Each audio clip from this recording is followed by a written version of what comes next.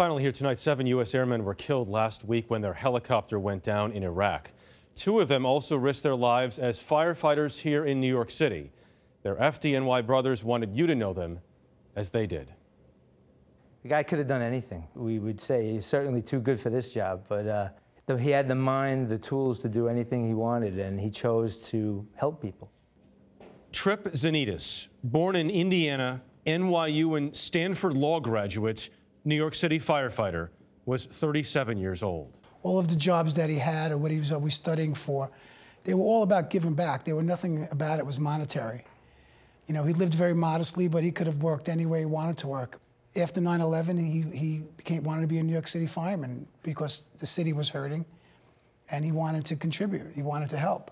Whatever he decided he wanted to do, within months he'd be immersed in it. I mean, he would read books about Japan written in German. Wait, what? And that's true. Yeah, he's multiple languages. Yeah, taught himself how to play the piano. He just set such a high bar for everybody to attain.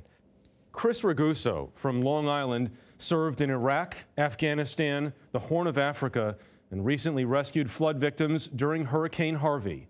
He was decorated by the FDNY 6 times for valor. When a guy comes on the job, you know, you go to some easy fires and, you know, you don't realize how dangerous the job is.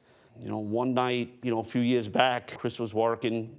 We had a real bad one. And I remember after the fire was out, you know, we were all banged up. And, you know, Chris, he had that feeling like it was just, wow. We all went in there, we were in deep, and we all got out. And he still kept putting himself in harm's way to serve. No question. Whether it was here in the middle of a fire or in Iraq. That's what his unit did. I mean, that they were there to jump in when other members were injured or killed and extricate them.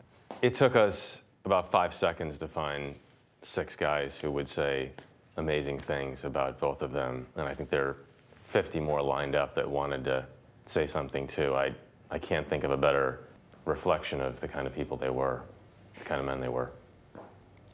One of our retired members, he's a vet, and he had some of the best advice I felt that we've heard yet. And he was telling us not to mourn them,